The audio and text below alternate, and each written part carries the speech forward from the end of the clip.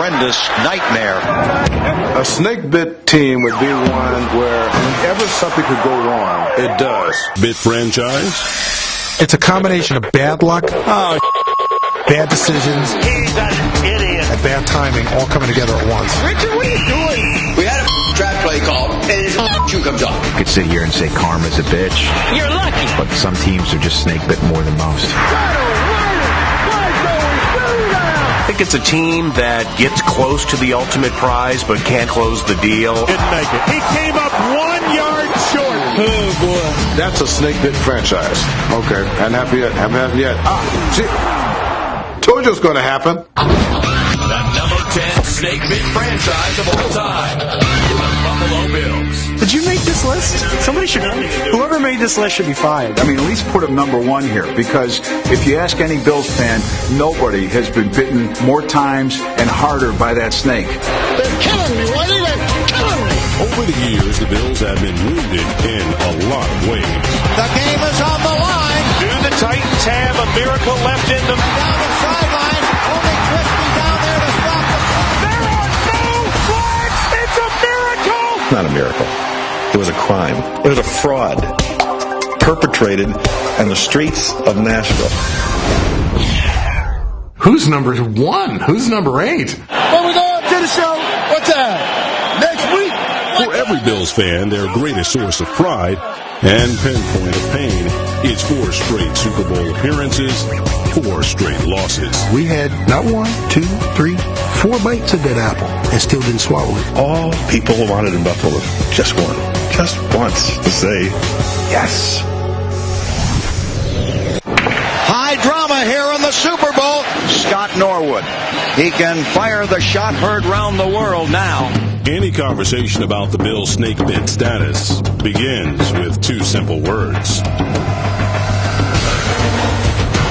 Wide right. Wide right. Wide right. Wide right. He missed it to the right with 4 seconds to play. There's no question about it in my mind. That's the game we definitely should have won. That started a bad streak for us. Against the Redskins, Hall of Fame running back Thurman Thomas was MIA at the kickoff when he lost his helmet. Kenneth Davis is in at running back, not Thurman Thomas. How do you lose your helmet during the Super Bowl? What an idiot. Oh, the Redskins have really dominated this game. They're just beating up the Bills. They got killed basically in the other 3. I mean, 52-17, 30-13, the next year against the Cowboys. Kelly's going to throw here. It comes to the edge and rolls in for a touchdown. So the Bills have had the wheels come off here. It was like a snowball effect. We couldn't stop the snowball from getting bigger.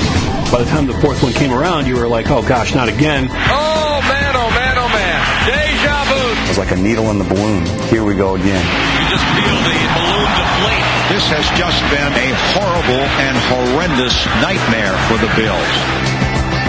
When are the Buffalo Bills going to get out from this snake-bitten dark cloud that just sort of hangs around them? They can get so close, and then all of a sudden somebody snatches something away from them. Coming up, what one-time champion has their fans seeing red? They don't get it, is what I'm saying to you. This is a terrible franchise that doesn't do anything right. Okay. So sorry.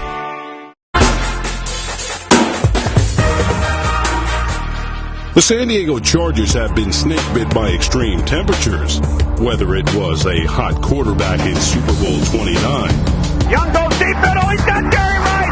Touchdown 49ers! Or the cold Cincinnati temperatures in the 1981 AFC Championship. You can always look back at Cincinnati and go, what if, what if, what if? This is our day! The Chargers' day has yet to come. It was intercepted and then fumbled by San Diego. All the we have to do is just get down.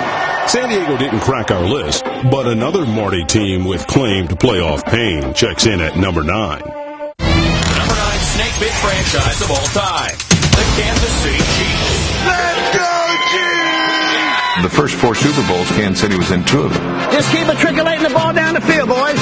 Who would have ever thought that you wouldn't be back in a Super Bowl? 2 years after winning Super Bowl 4, the Chiefs were again knocking on the door. They lose the longest game ever played at home. There's no reason we should have lost this football game. Oh, good! He missed it! Still hurts. to tell you the truth. The god of football somewhere decided that they're just going to let Miami win that game. We just never seem to get that swagger back after that loss.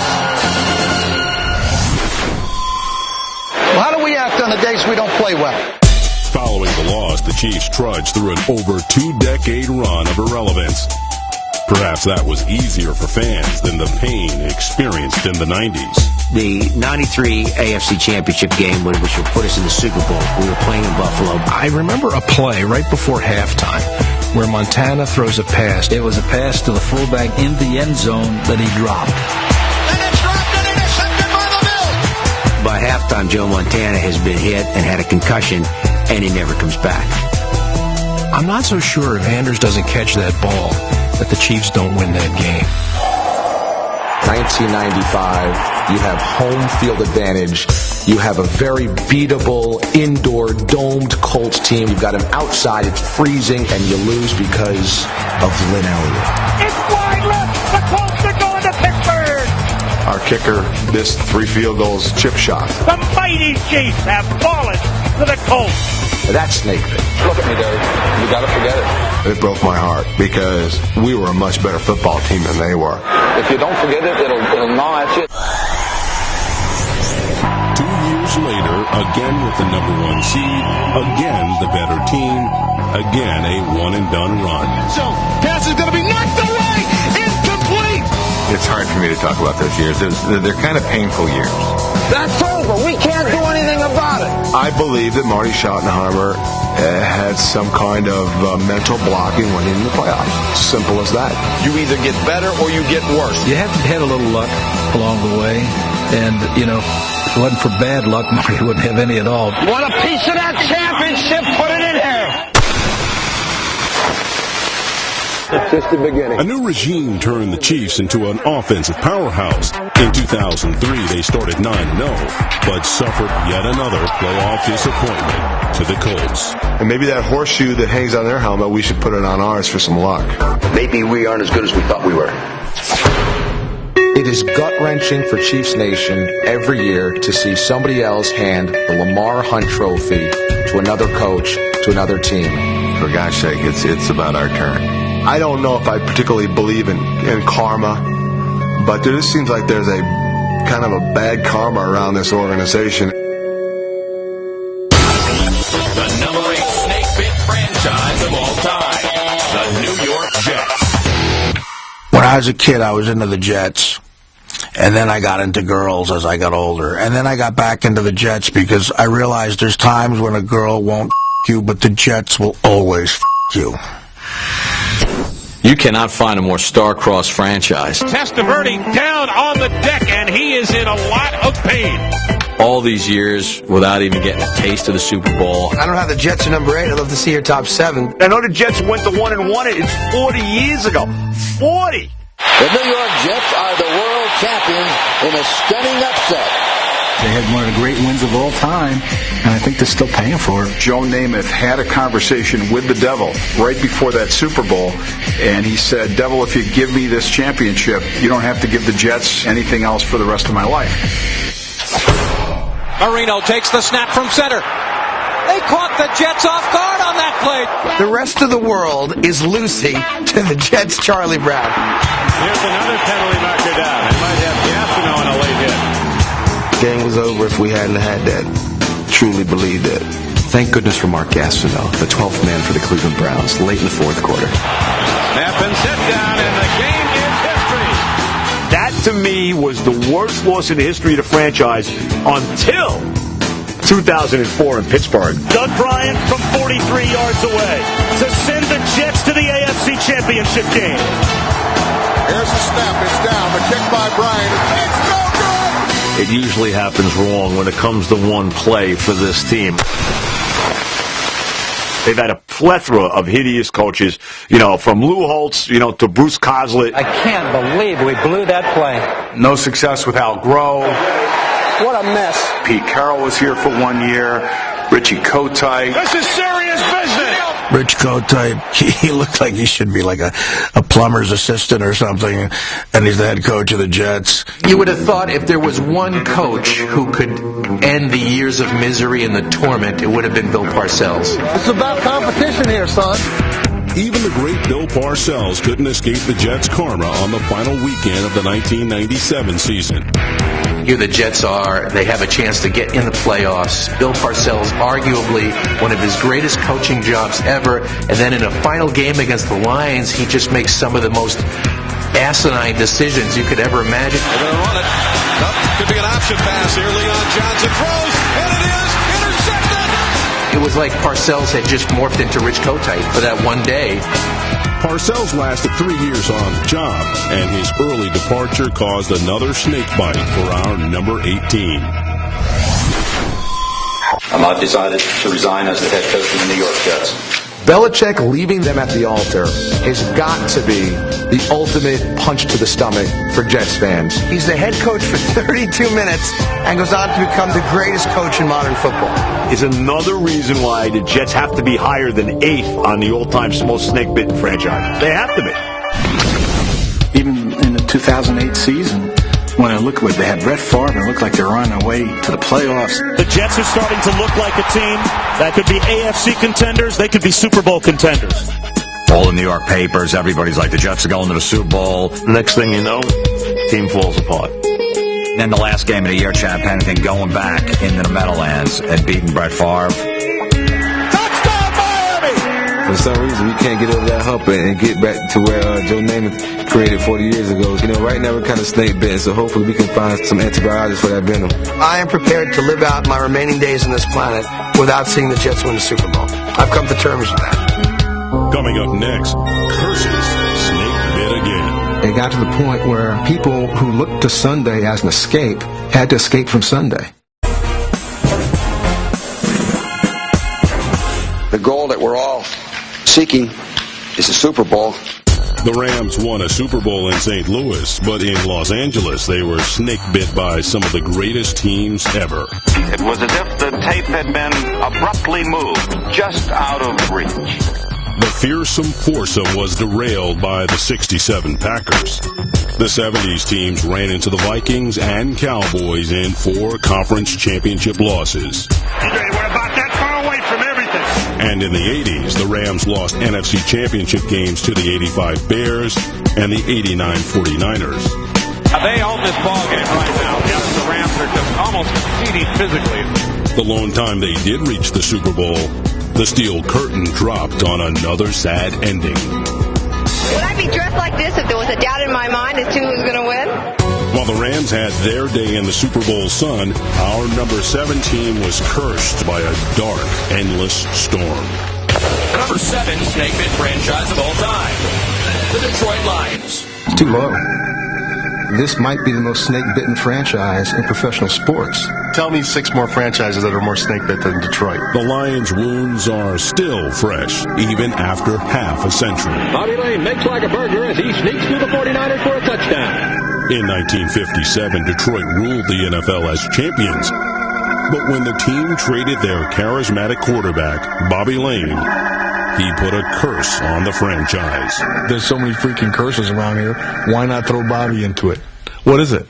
Lane said the Lions would never win for the next 50 years. There's a curse of Bobby Lane. When they traded him, they have not been the same since. Matter of fact, they have not been a franchise since then. You want to believe there is something larger at play than just 50 years of mistakes and incompetence and bizarre injuries. The only thing that Lions fans can hope for now is we've gone as low as you can absolutely go, and the only way is up. I mean, I think this should be the number 1 team. When you look at their history, 1 playoff win in the last 50-plus years, they have just been dreadful. Not even Barry Sanders, the only superstar capable of cracking the curse, could pull Detroit out of the playoff snake pit. Maybe the Waterloo of Barry Sanders the Lion was in Green Bay in the 1994 playoffs, where he ran the ball 12 times for -1 yard. This is arguably the greatest running back that you ever saw in the NFL. The next season, Pro Bowl tackle Lomas Brown tried to cancel the curse by guaranteeing a victory. It was over pretty much in the second quarter. And they're down 51-7 to the Eagles and just absolutely get embarrassed. Lay a complete egg. Scott Mitchell, there's an adverb or adjective now called Mitchelling. Well, he Mitchelled. 4 interceptions, could hit the ground with the ball.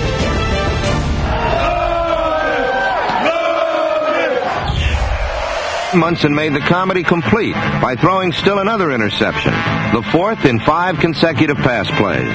It's easy to believe in this curse because the position that has been most cursed on the Lions since Bobby Lane left is the quarterback position. How do you run 3 yards out of the end zone like that and not even know? The quarterback battles that have taken place, Eric Kramer, Andre Ware, Rodney Peete. Rodney Peete is the guy we're going to ride. We're going to put a saddle on him. And the team's going to follow Rodney all the way to the end of the season. Andre Ware will be starting. I'm hoping that this guy will take us through this whole season. Joey Harrington, do I need to revisit that? He was a train wreck from the beginning. Early in the 2008 season, the 50-year curse of Bobby Lane was set to expire. Oh, look, good heads up.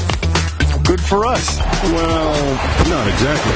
The Lions went on to become the only NFL team to go winless in a 16-game season. By record, they are the worst team in league history. See, I think that was just a perfect bookend for the curse. The 50th year of the curse of Bobby Lane. They don't win. Instead, they put up the worst season in the history of the NFL. The number 6 snake-bit franchise of all time, the New Orleans Saints. It might be another pact with the devil for what the city is, but I'll tell you that the New Orleans Saints, for me, are as snake-bit a franchise as any in the history of the NFL. In 1967, the Saints came roaring in like a lion, scoring on their inaugural kickoff. But they soon became a sacrificial lamb without a winning season in their first 20 years. They reached the abyss of horrible football. The Saints were considered for a long time to be a lost cause, and New Orleans loves lost causes. As an expansion team, the Saints began with a snake-bit squad of cast-offs. And I just think, when they were all at the downside of their career, and they were just playing out the string, and a really cool town to play it out in. The French Quarter was, in fact, the other locker room for the New Orleans Saints. They would always say they won the 5th quarter, and the 5th quarter was in the French Quarter. They'd win that game. Stuck in the eye of the snake-bit storm was Archie Manning, the Saints' lone superstar, who got the hell beat out of him. Manning's motley supporting cast included an astronaut as GM, 7 different head coaches, and a mascot named Gumbo. It was very appropriate that it would be a St. Bernard because he had some whiskey hanging off the front that people would probably take a hit of during the course of the game. There's some crazy people that play this game. And our dressing room always looked like a train station. I mean, with bags going and coming. In the huddle with a receiver you've never even thrown a pass to. I mean, it's goofy stuff. Nothing was goofier than the 1980 season. An 0-14 start gave birth to a national institution, the bag-headed Aints. There's one of the Aints. They don't want anyone to know they're identified with their football team. Yeah, we're getting very elaborate, our sock folks. This is how we feel. To end the misery, championship coaches were brought in. We'll do it. Have a little faith. But only after their competitive fires had burned out. Ditka that arrived here, the best way I can describe him, he was still sitting in the back of the limousine waving at people after that Super Bowl 11 years before. Mike Ditka was a disappointment. Did not do a good job drafting and coaching. It's like having open heart surgery week after week after week without any anesthetic. In 1999, Ditka gave up an entire year of draft picks for Ricky Williams, a marriage that was snake-bit from the start. Really, what made the Saints a laughingstock? That trade set back the franchise, I think, about 5 years.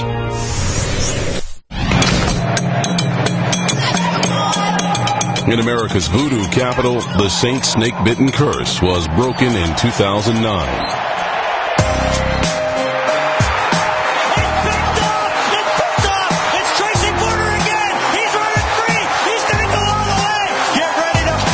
The Super Bowl may have exorcised the demons, but it doesn't erase 3+ decades of disappointments, a history depressing enough to earn them the 5th spot on our list.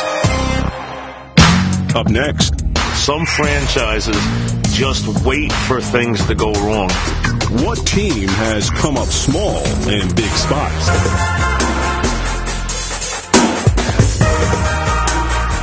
It's karma, you know what I'm saying? It's karma. What goes around comes around, now it's coming back on us. Recapping our list of Snakebit franchises. Number 10. For the Bills, there's always next week. We got to beat these people one of these days, and we haven't been able to do it. But we're coming after them again next week. Number 9. The Chiefs have yet to shape up. Let's tie the circle together, and let's get it done. Number 8. The Jets sometimes need a refresher on the object of football. You play to win the game. Number 7. The Lions, making their fans yearn for Monday. Next year, baby! Next year! Number 6. The Saints, still building after 4 decades. It'll get better, it'll get better. Rome wasn't built in a day. And now, the number 5 Snakebit franchise of all time, the Houston Oilers. We're going out there this first half, and we're going to explode like a bomb. In my definition of snakebite, which is just bad luck, I mean, I put the Houston Oilers right there. That's Buddy Ryan taking a swing at Kevin Gilbride. There was somebody out there, always, that was a little bit bigger and a little bit badder and a little bit better than they were. A great example of the Oilers being snakebit was in 1979. For the second year in a row, they may have been the second best team in the NFL, but it was their misfortune to go against the greatest dynasty, Steel Curtain. It is Renfro, touchdown, or is it? It's a play that goes down as, probably the biggest play in Houston Oilers history. The official did not make any signal, and now apparently has said no touchdown. He's in! He was in! It was a play that could have got us, with the correct call, it could have got us to the Super Bowl. It's a pretty tough pill to swallow. And how very big that play in the end zone has turned out to be. The Oilers are that close, I mean literally that close, to interrupting the dynasty of the Pittsburgh Steelers. Really think deep down inside we felt like we were robbed. Son of a gun, we can't catch a stinking break. We got to have the worst luck in the National Football League. The Houston Oilers were contenders again in the late 80s. All starts right here. But 7 straight playoff appearances yielded nary a trip to the conference championship. Don't get discouraged, just keep working. And they were snake-bit by 3 straight late-game collapses. In all 3 games, their defense cost them those victories. Ball is down, up, and it is gone. You got to be ready. You got to know you're ready. That team gave up a 35-3 lead at halftime. And of all the losses in Oiler history, this has got to rank as the most devastating. We're a team of destiny. We're going to take this thing. 1993. They built a lead in the Astrodome before the biggest Astrodome crowd in history. So what happens? The victim of Joe Montana's last miracle when he threw a pass to Willie Davis that was a dagger through the collective hearts of Houston. And I say to this day, that pass in that game contributed to the Oilers leaving town and moving to Tennessee. The Oilers left town in 1996, and they took their bad karma with them. Teams that move seem to have some bad juju. He came up 1 yard short. 1 yard short. And you look at the Tennessee Titans where they were this close to winning the Super Bowl. 1 yard short. It's a game of inches. You talk about it, yeah, it's a game of inches. It's just almost as if it was carrying over from Texas over to Tennessee. Maybe this franchise has never, ever meant to win anything of significance. The road to the Super Bowl comes through here. I know they're 5th on your list. To me, they would be higher. Never give up, baby. Never give up. The number 4 snakebit franchise of all time, the Philadelphia Eagles. The Eagles are the best example of a situation where it's better to never even contend than to contend all the time, get close, and have your heart broken. Many dreams may have crashed To this day, I can't believe they lost to Tampa. Whom the Eagles had beaten 500 straight times, and Tampa Bay had never won in under 40 degrees, and they were coming to the vet where there wasn't a prayer they could win, and it was cold. And then what happened? The Eagles fell apart. Big snap back, fires, and it's intercepted. You get a Super Bowl in Tampa before we get one in Philadelphia? Really? This is what the gods have decided. For the third year in a row, the Eagles reaching the conference championship game and going no further. I still think that they were better than the Bucs. I think they were better than the Panthers. And I think they were better than the Arizona Cardinals. Keep doing what we're doing now. Third time's a charm. The Eagles are 1-4 in NFC championships. So they're like a lamer version of the Buffalo Bills. Like, that's your legacy. Congrats. We're going to Super Bowl. Didn't see that. The Eagles have tormented fans of all generations. The Gangrene Eagles had a 5-year snakebit run that started with the Fog Bowl. Boy, was that a fun game. It was like staring at, the side of a ship. The Eagles and the Bears are playing football, but I can't see, nor can anyone else. We in Philadelphia were screaming at the top of our lungs, stop the game. I believe the Bears would have lost had the fog not rolled in. The Eagles that year would have won the Super Bowl if they get out of Chicago. 3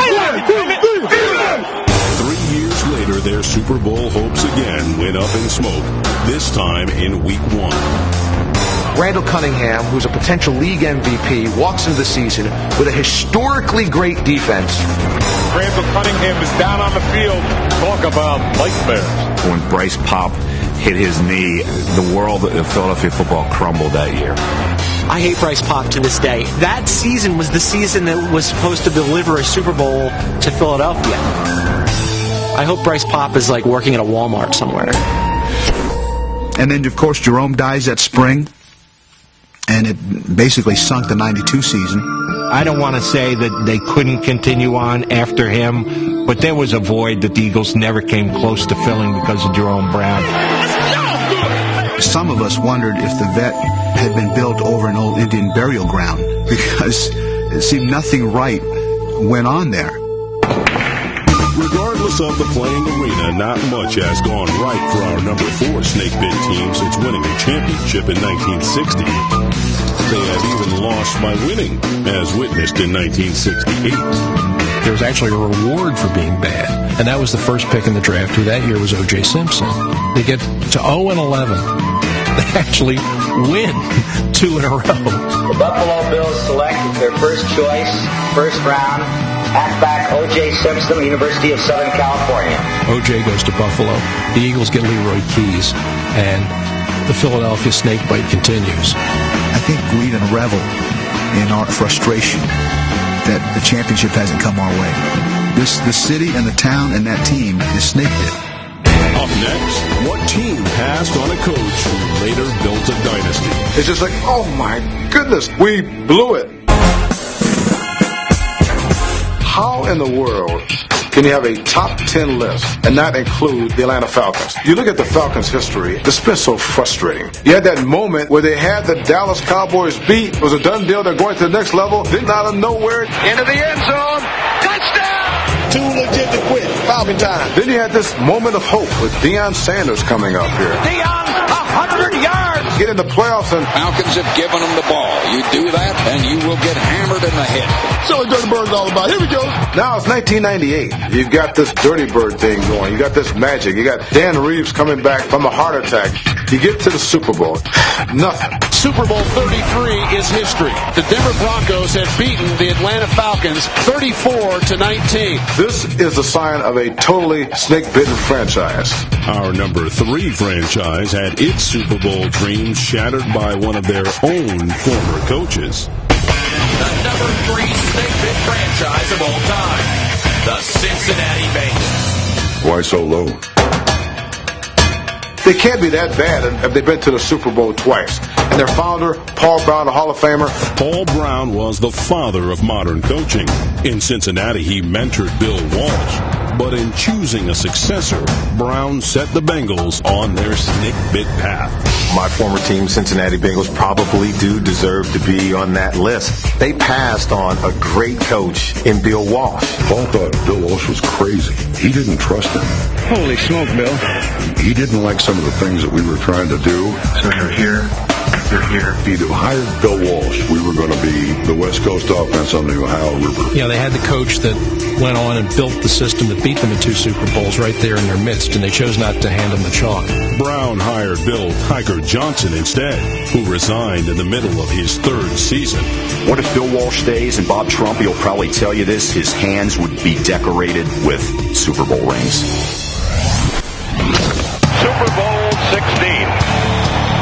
Here's Anderson backpedaling, throws a pass over the middle. And it's intercepted by Wright. 81 hurts the most. They couldn't get out of their own way with fumbles, with the inability to score at the goal line. Falling signals on 4th down, has the ball, hands it off. He's met at the goal line. I don't believe he got in. Have an opportunity to play in the biggest game of your life, and you don't play as well as you can play, it haunts you forever. The rematch came 8 seasons later, but the Bengals were snake-bit even before kickoff. There's a major story breaking out of the Bengal camp, and it isn't good. Stanley Wilson, who has twice before been suspended because of involvement with drugs, the Bengal running back suspended on the eve of the Super Bowl. I went back into the room and I said, men, Stanley Wilson won't be playing tomorrow. I can remember guys taking their playbook and slamming them on the ground. Didn't mean enough to him to make the right choice. Here was your fullback, critical member of the team. It was devastating to this franchise. And then to have a Tim Crumry get hurt so early in the game, the heart and soul of that defense. Crumry going across, watch the leg. Oh, that is, ooh, and look at the foot. With only seconds to play, Bill Walsh and Joe Montana came back to bite the Bengals one more time. Montana's going to go back and throw into the end zone. Touchdown to Baylor. This is deja vu. I'm still pissed off. It's a parallel. The death of Paul Brown and the demise of the franchise in the 90s were simultaneous. I called it the lost decade. Searching for a quarterback to recapture the Super Bowl magic, the Bengals suffered a string of first-round washouts. The team was labeled the Bungles. You can't miss at that position. You can't miss at the primary position in football. Achilles Smith, he couldn't play, couldn't think football at an NFL level. Other players went on to implode and implode their franchise right along with them. This ain't the same old Bengals. This is the new Bengals. Even when Cincinnati drafted a franchise quarterback, he was bitten in only the second snap of his first playoff game. Carson Palmer is down. Timo von Oelhoffen put the hit on Carson Palmer. When Palmer went down, you could positively feel an entire town just kind of sag. The Bengals fans are probably the most long-suffering fans in the NFL. They've had to endure more. You have to say that the Cincinnati Bengals are a snake-bitten franchise. Coming up, what team had tons of Hall of Fame talent and no rings? That's got to be discouraging. That's got to be heartbreaking. Icebreakers Mints with icy...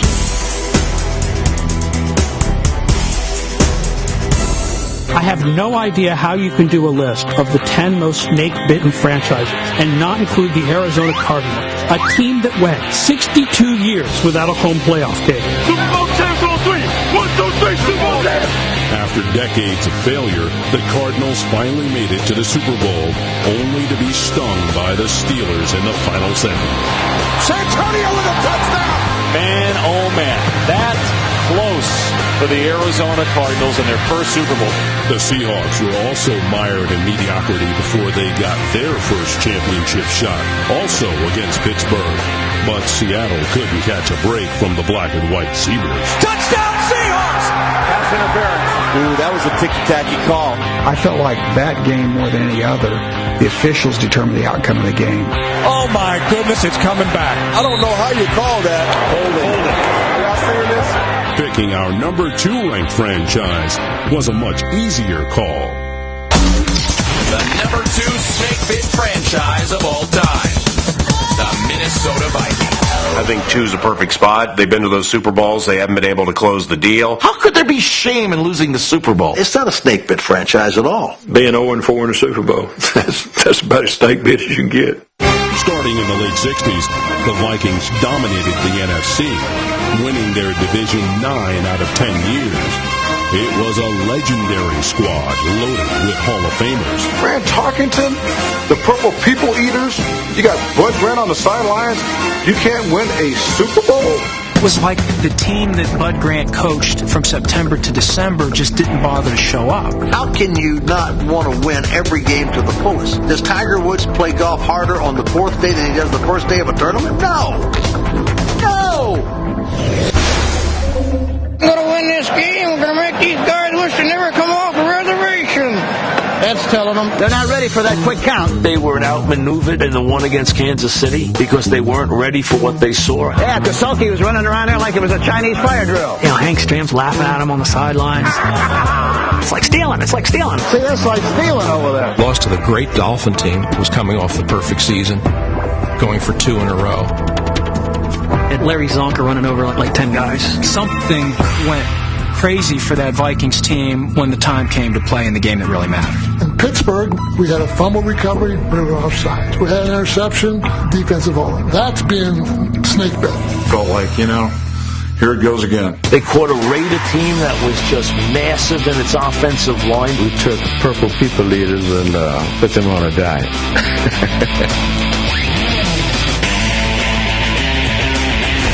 Winning isn't everything, but losing sure is nothing.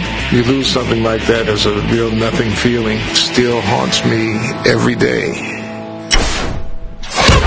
When you start talking about snakebit franchises, particularly ones that have had the talent to do well, Minnesota is clearly number one. In 1987, a trip to the Super Bowl was just across the goal line. 4th down and 4. Looking left, throws it into the end zone. That's away, incomplete. Redskins are going to the Super Bowl. In a 1975 playoff, the Vikings were cursed by a Cowboys prayer. The Hail Mary game, that team was snakebit. That was the team they felt that gave them the best shot to win the Super Bowl. There's no way we can lose that game. No way in the world. Well, the Cowboys need a miracle. But sometimes the gods just say, I want this one to win rather than this one. He's going long. Down the near sideline for Drew Pearson. Pearson makes the catch at the 5. Touchdown. What you believe it? And it also got a terrible call from an official. Drew Pearson pushes Nate Wright. Everybody knows it. And Drew Pearson told me that eye to eye and said, but I'll deny it, Lurtz. It was just that sudden, that shocking, like the world stopped. In 1998, Minnesota fielded one of the greatest offenses in football history. When you think about the 15-1 year, the year when they set the record for most points scored, Randy Moss was just an unstoppable player. Randall Cunningham is resurrected, and he seems like this is the unstoppable team. First down! He's done it all year long. He hasn't missed an extra point or a field goal. Field goal wins it. He makes this. Game is over. 39-yard attempt. The spot, the kick by Anderson on the way. It's no good. Wow. Gary Anderson has missed a field goal for the first time in 2 years. Unbelievable. Absolutely one of the most devastating sports moments in the history of Minnesota. Walking off that field, I didn't even know if I wanted to play football anymore. I felt like that I would never win after that. When we return, I just have one question. Who's number one? what team has a black cloud parked over their heads?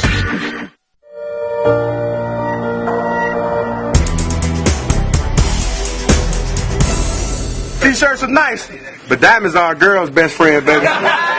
Before we return to our countdown of those who have trouble with the ring, let's recap the teams who are usually the bridesmaid instead of the bride. How about them Saints? We're a new team. Number 10, the Bills are the NFL's version of Homer Simpson. I remember being at a Super Bowl party in college where we switched it over to The Simpsons. Number 9, the Chiefs fans know where their season typically ends up. Number 8, the Jets often find themselves flat on their backs. The rest of the world is Lucy to the Jets' Charlie Brown. Number 7, the Lions have mastered the art of mistake making. What mistakes do you think you've made? How long is this press conference supposed to last? Number 6, the Saints look for small victories. They look like a team. They all got their clothes on, right? Number 5, the Oilers and Titans haven't had success with even the most unique approach. Now in the next situation, let's go third down punt. Number 4, your heart is big as my waist. The Eagles have forced some to eat, others can't stomach the thought. I couldn't even eat Christmas dinner. I was sick.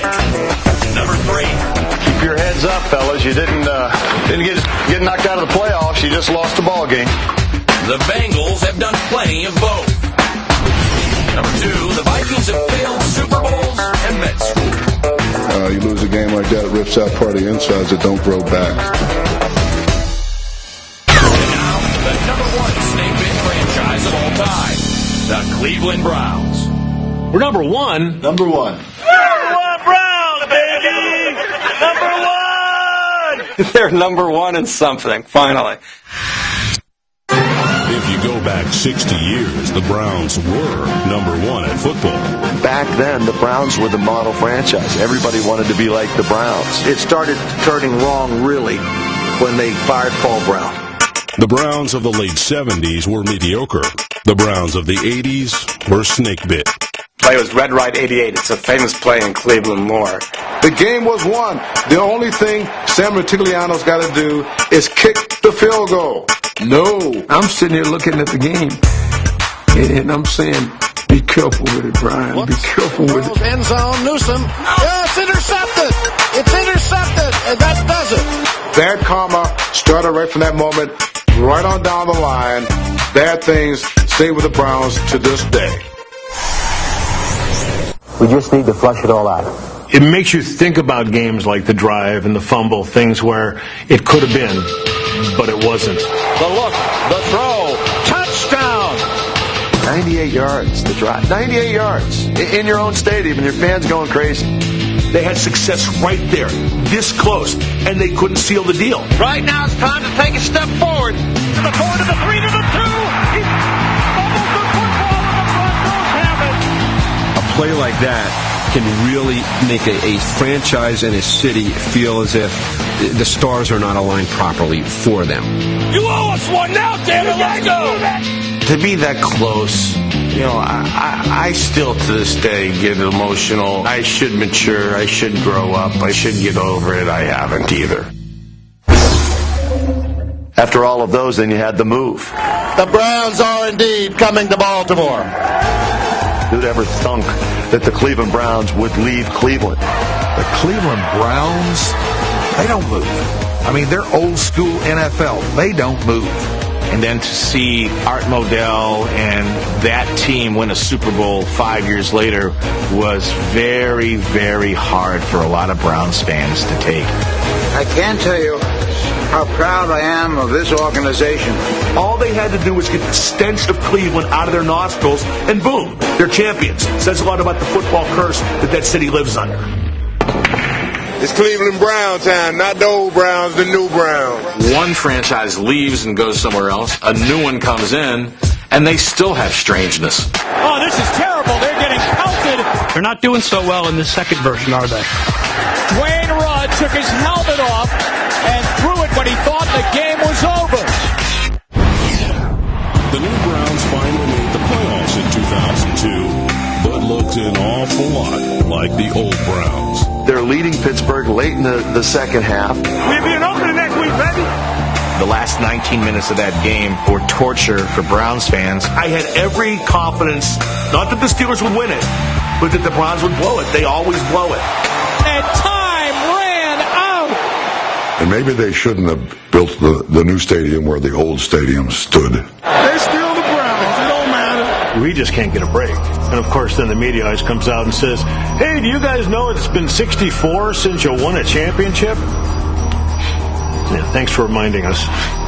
One day, it's all going to come together, and we're going to have our day in the big show. We can't win for losing. Every team on our list figures their day will eventually come, but until it does, these teams will remain snakebit. a tease to their fans' hopes and dreams.